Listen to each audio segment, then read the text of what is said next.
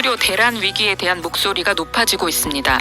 119 구급차에서 병원을 찾아다니다 골든타임을 놓치거나 병원에 도착해서도 제대로 된 진료를 받지 못하는 사례가 생겨나면서 국민들도 점점 불안해하는 모습인데요. 오는 추석 연휴 때는 아프면 안 된다는 말까지 나오고 있어 걱정이 참 큽니다. 오늘은 개혁신당 이주영 의원과 함께 관련된 이야기 나눠볼 텐데요. 지금 전화 연결돼 있습니다. 이주영 의원님 안녕하세요. 네, 안녕하십니까. 네, 처음 뵙는데요. 너무 반갑습니다. 네, 감사합니다. 네, 최근 개혁신당 소식부터 좀 여쭤보겠습니다. 며칠 전에 강기정 광주시장께서 개혁신당 의원님들을 찾아오셨던데요. 그 앞서 지난 5월에 의원님들이 국화 천송이를 들고 광주에 있는 국립 5.18 민주묘지를 방문해 그 안장된 그 995기 묘비를 일일이 다 닦으며 헌화 참배하셨잖아요. 이번에 강 시장님께서 오셔서 어떤 말씀 나누셨는지 궁금합니다. 이번에 저희에게는 그 5.18 헌화 관련해서 감사패를 주시려고 방문해 주셨는데요. 네. 시장님께서는 이제 지금까지 어떤 정치인이나 어떤 분들도 이 모든 그 묘비에 참배하는 건 상상도 하지 않았는데 그러게요. 개혁신당에서 이렇게 한 분 한 분 모셔준 것에 대해서 감사하다 이렇게 말씀을 하셨고 네. 저희 입장에서도 이게 세대를 넘어서 그리고 지역을 넘어서 저희 진정성에 대해서 이렇게 열린 마음으로 이렇게 알아주시고 그럼으로써 저희에게 앞으로 국민 대통합의 가능성을 일깨워주셨다는 점에서 저희가 더 감사하다 이렇게 말씀드렸습니다. 네, 진짜 저희도 보면서 정말 감동적이다. 네, 그런 생각했거든요. 정말 일일이 진짜 한 묘비씩 찾아가신 거잖아요. 그렇죠? 네. 네, 알겠습니다. 본격적으로 현안으로 넘어가기 전에요. 의원님에 관해도 여쭤보고 싶습니다. 아시는 분들도 많겠지만 의원님께서 원래 의사 출신이신데 그동안 소아 전문 응급센터에서 오랫동안 근무를 해오셨잖아요. 이번에 정치권으로 오시게 된 스토리도 한번 들어보고 싶은데요.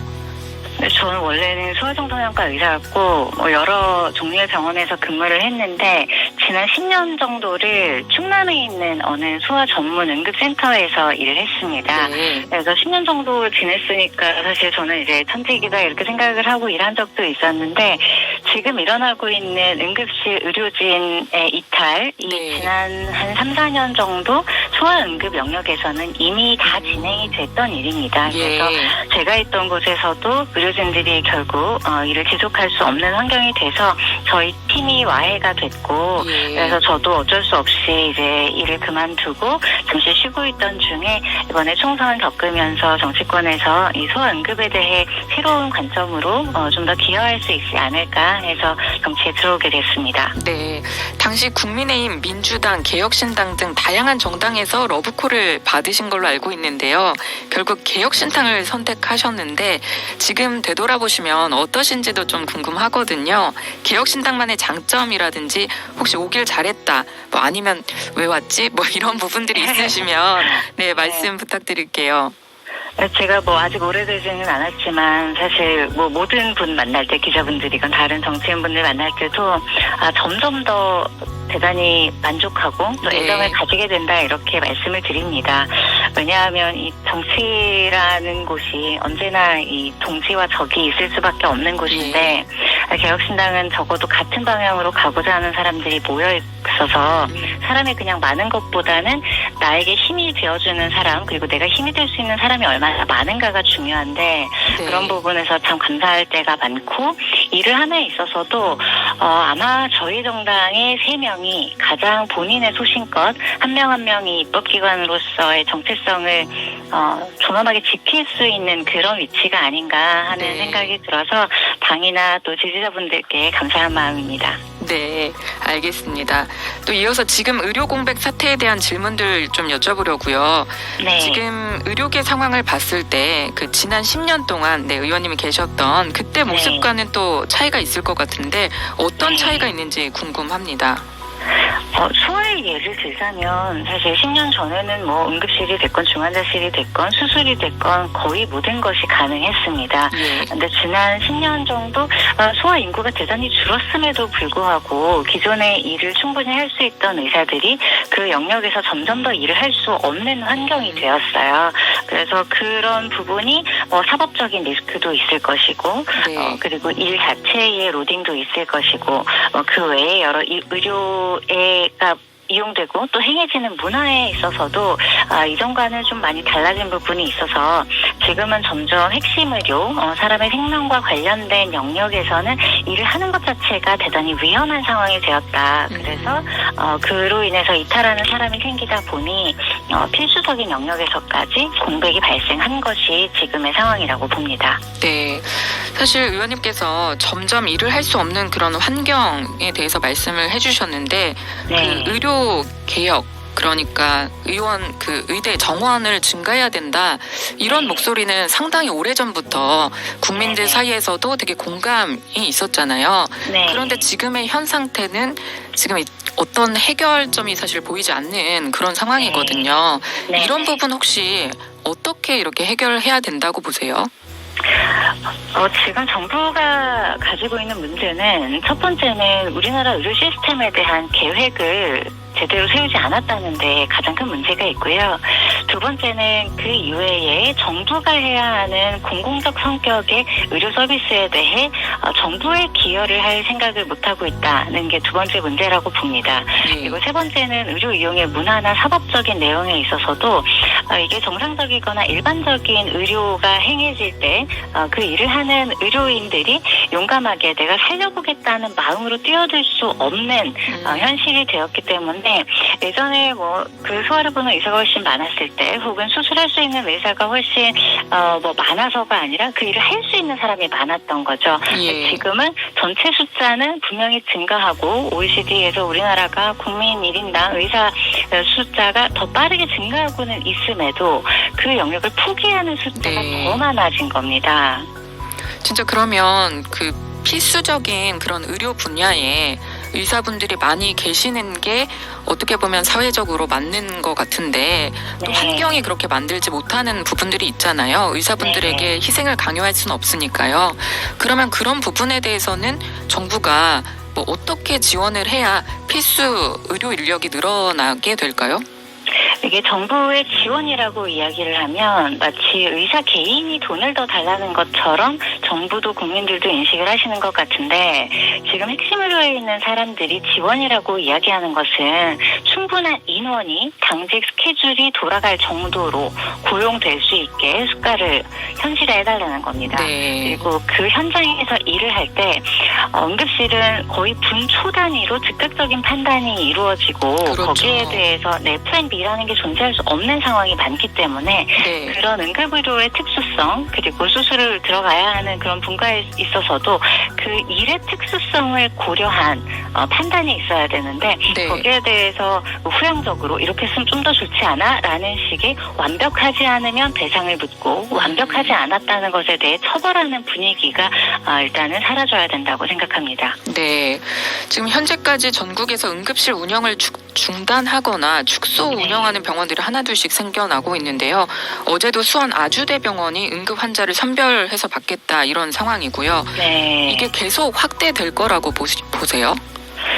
지금 정부는 추석을 걱정하는 것 같습니다. 추석이 원래 환자가 몰리는 시기는 맞는데 더 문제는 추석을 지나서입니다. 이게 날씨가 서늘해지고 겨울이 오면 기본적으로 모든 질병들이 거의 다 증가합니다. 특히 어르신 그리고 중증으로 진행될 수 있는 병들, 뇌출혈이나 심근경색 이런 것들도 많아지고요. 교통사고 빈도도 높습니다. 그리고 호흡기 바이러스 이런 것들은 당연히 가을부터 겨울 내내 돌 것이고 인플루엔자 정도로도 중환자실 사망률은 대단히 높아지는 것이 원래의 패턴입니다. 그런데 지금은 이미 최전방에서 일하고 있는 응급의학과 그리고 그 외에 필수의료과 의사들이 이미 다 탈진한 상태이기 때문에 올 겨울을 과연 안전하게 지나갈 수 있겠는가 희생이 많을 것 같아서 정말로 걱정이 많이 됩니다. 네. 정말 상황은 이런 것 같은데 정부에서는 최근 응급실 위기 우려에 대해서 현재 어려움은 기존 의료 체계에서도 있었던 문제라고 이렇게 진단을 했거든요. 의원님 생각은 어떠세요? 그 말 자체는 맞습니다. 그런데 그 10년 동안 지속되었던 이 비현실적인 의료 수가와 법적인 문제 그리고 의료 이용의 문화 이런 것들에 대해서 지난 10년 동안 의료계가 계속 비슷한 이야기를 해왔습니다. 그런데 그런 이야기는 전혀 고려하거나 반영하지 않고 이번에 의사 수라는 단 하나의 도구로서 이 모든 문제를 해결하겠다. 그리고 의사들의 직업적 자율성, 결정에 대한 자율성을 이야기하는 겁니다. 이 자율성을 정부가 통제하겠다. 이런 방식으로 해결을 지금 도모하고 있기 때문에 이것은 지난 10년 동안의 의료계의 목소리가 무시당한 것과 동시에 앞으로 해결을 하려고 하는 실제 의지가 있는가, 실무자들을 배제시킨 결정이라는 건 반드시 부작용이 클 수밖에 없거든요.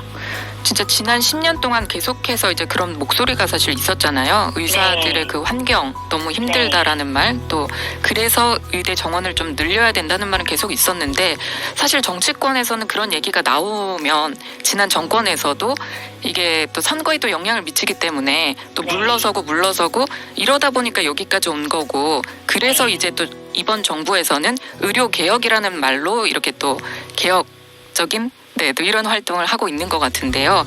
이 부분에 대해서는 어떻게 생각하세요? 이것을 의료라는 것을 일로 생각하지 않고 정치의 도구로 생각하니까 반복적으로 이런 일이 일어난다고 생각합니다.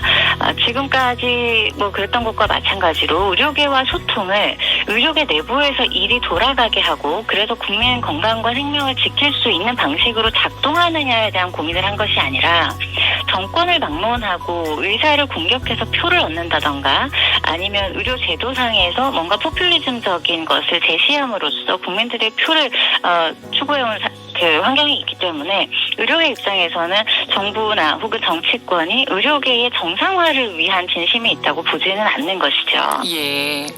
정말 참 어려운 것 같은데, 이게 국민들 입장에서는 계속 이제 조금 빨리 상황이 좀 풀렸으면 좋겠다라고 얘기를 하지만 상황이 전혀 풀릴 것 같지는 않거든요. 그게 참 문제가 많을 것 같은데요. 일단 정부에서는 군의관이나 공보위를 투입해서 이 의료 공백을 좀 줄여보겠다 이렇게 얘기를 하고 있는데, 현장 분위기는 별로 좋지 않다는 말이 있더라고요. 의원님께서는 어떻게 생각하세요? 이 정부의 가장 큰 문제가 이겁니다. 의사라는 면허가 있으면 아무나 데려다 놔도 비슷할 거라고 아마 생각을 하는 것 같습니다. 지금 빠진 것은 응급의학과를 비롯한 필수과의 멸종이 문제인데, 군의관이나 공중보건의사는 기본적으로 아주 다양한 집단이 모여있는 곳입니다. 그래서 거기는 의과대학만 졸업하고 바로 투입된 인턴 정도의 역할을 할 수 있는 의사도 있겠지만, 전문의를 마치고 펠로우까지 마친 충분히 수련된 의사들도 많이 있단 말이죠. 그런데 그들에 대해서 동일한 업무를, 심지어 어떤 일을 하게 될지 미리 알려주지도 않은 상태에서 아무 병원으로나 파견을 합니다. 여러 가지를 고려했다고 하지만 실제로 지금 이 업무를 하라고 들은 적이 없다, 혹은 내가 할 수 없는 업무다 해서 다시 복귀하는 사례들도 많이 발생을 하고 있어요. 아무리 수련을 잘 받고 유능한 내과 의사라도 그 사람을 갑자기 응급실에 넣어놓으면 여러 곳에 골절이 생긴 교통사고 환자를 볼 수가 없는 거거든요. 그래서 이 의료의 특수성, 그리고 개별 과목 전문의들의 전문성을 전혀 생각하지 않고, 의사라는 존재는 마치 장기판 말처럼 여기 두면 여기서의 역할을 하고 저기 두면 저기서의 역할을 할 것이다, 그러니 정부가 통제할 수 있다고 생각하는 것이 저는 문제의 시작이라고 봅니다. 그러다 보니까 실효성이 없다, 탁상 행정이다, 이런 비판도 나오는 것 같아요. 그죠? 지금 여러 문자 보내주고 계십니다. 의원님 응원하는 문자 되게 많은데요. 개혁신당 이주영 의원님 안녕하세요. 주황색 하트 따봉 등 이런 응원 보내주고 계시고요. 또 문자 8647님은 의사들 병원으로 돌아와 주세요. 국민의 입장에서 부탁입니다. 사람부터 살리면 좋겠습니다. 또 이런 의견 유튜브에서도 보내주고 계십니다. 최근 의원님께서 발의하신 응급의료 살리기 패키지 법안에 대해서도 한번 여쭤보겠습니다. 이 부분은 의원님께서 당선인 시절부터 발의하시겠다고 공언했던 법안이기도 한데요. 어떤 부분들의 개선이 필요하다고 보신 거예요? 그건 실제로 제가 일을 할 때부터 뼈저리게 느꼈던 부분이기는 합니다. 특히 응급의료에 있어서는 내 눈앞에서 초단위로 이걸 빨리 해야 조금이라도 나아진다라는 판단으로 움직이게 됩니다. 사실상 반사적으로 일을 할 때가 굉장히 많습니다.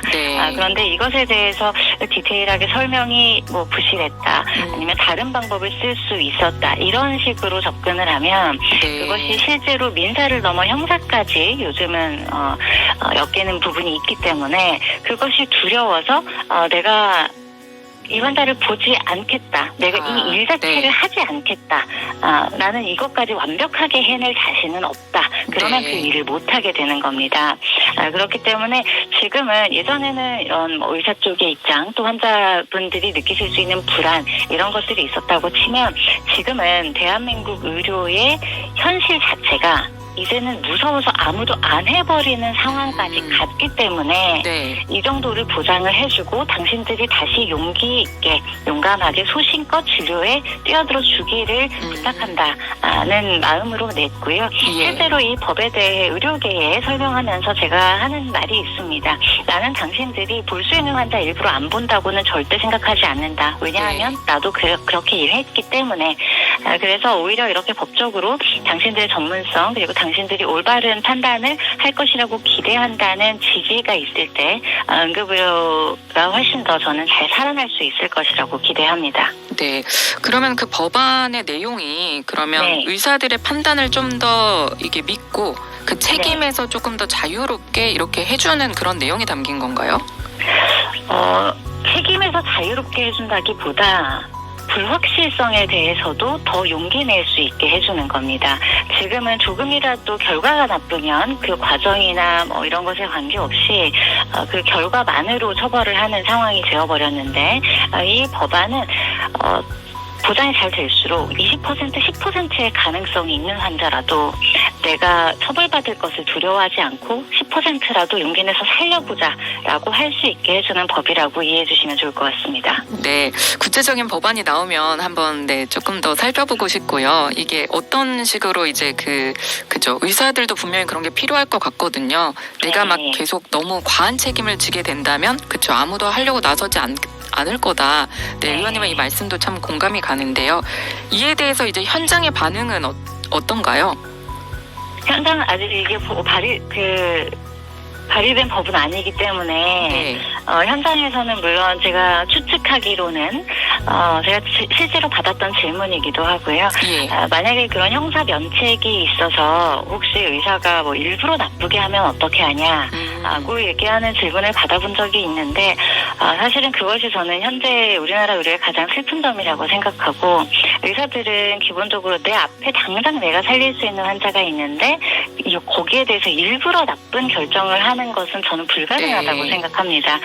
그리고 일부러 환자를 안 보지 않겠느냐. 오히려 저는 보장될수록 더 적극적으로 볼 것이고 특히 응급의학과를 선택하는 사람들은 내 눈앞에서 환자가 하는 경험이 좋아서 결정하는 경우가 많습니다. 네. 그렇기 때문에 전 일하는 사람들의 진심을 좀 알아주시면 좋겠다. 그리고 그것이 의료계를 넘어 다른 영역, 다른 직업에서도 서로에 대한 그런 신뢰가 우리 사회에 회복되면 좋겠다고 생각합니다. 네, 알겠습니다.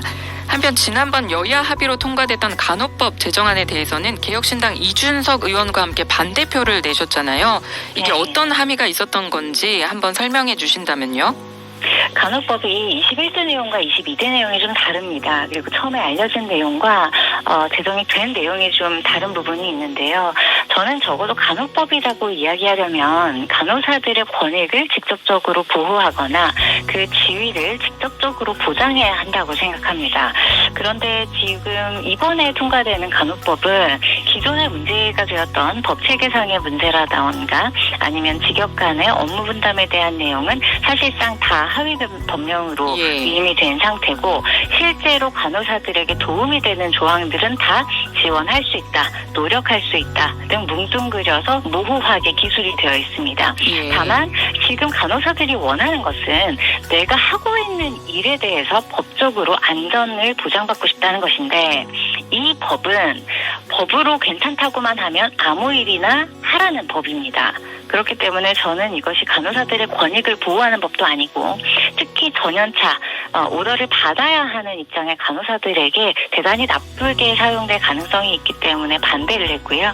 모든 직역은 그 직역의 업무가 대체 불가능할 때 훨씬 더 존중받을 수 있습니다. 네. 그런데 이 법이 통과됨으로써 간호사라는 직업 자체가 어디로든 의사 쪽으로든 간호조무사 쪽으로든 요양보호사나 물리치료사 쪽으로든 어느 쪽으로든 끼어들면 모든 업무를 할 수 있게끔 만들어 놓았기 때문에 오히려 저는 간호 업무라는 고유의 전문 영역에 대해 존중하지 않는 법이라고 본 겁니다. 네. 또 의견 주고 계십니다. 유튜브 아론 레이몬드님, 진짜 필드에서 뛰시던 분이라 다르네요. 이분은 진짜 전문가시네요. 이렇게 말씀 주셨고요. 통합 앱으로 수연님, 모두들 힘드시겠지만 오히려 지방의료 쪽에서는 더 많은 환자들이 몰리는 현상입니다. 또 이런 말씀도 주셨습니다. 진짜 추석을 앞두고 국민 불안이 더 커지고 있는 상황인데요. 네. 정부에선 계속해서 그 응급의료 차질을 최소화하기 위한 방안을 준비하고 있다면서도 또 의료계가 합리적인 방안을 제시해야 한다. 계속 이렇게 나오고 있는데요. 네. 지금 의료계와 벌어진 이 간극을 좁힐 방안 없을까요? 의료계는 계속해서 방법을 내왔습니다. 다만 의료계가 내는 방법을 정부가 안 받는 것이 문제이고 이번에도 응급의료를 정상화시키겠다고 하면서 대통령이 응급실을 방문하고 심지어 비서관들을 파견하겠다 이렇게 얘기를 했는데 일을 할 수 있는 사람이 일할 만한 환경이 되어야지 일을 모르는 사람이 가서 통제해서 시키겠다는 관점으로는 의료뿐만이 아니라 앞으로 어떤 영역에서도 그 영역이 발전하거나 정상적으로 운영되기는 어려울 거라고 봅니다. 그래서 의료계가 이야기하는 안에 대해서 이건 절대로 못해주고 이건 양보할 수 없고 이렇게 접근하는 것이 아니라 실제로 일이 돌아가고 교육이 정상적으로 가능해지는 방법에 대해 정부가 귀를 열고 허심탄회하게 진정으로 논의하겠다는 태도를 보여줘야 한다고 봅니다. 네, 정말 맞는 말씀이신 것 같습니다. 네, 오늘 말씀 여기까지 듣도록 하겠습니다. 오늘 정말 세세하게 저희에게 또 설명해 주시고 또 아침에 인터뷰에 응해 주셔서 너무나 감사드립니다. 네, 감사합니다. 네, 지금까지 개혁신당 이주영 의원과 함께했습니다.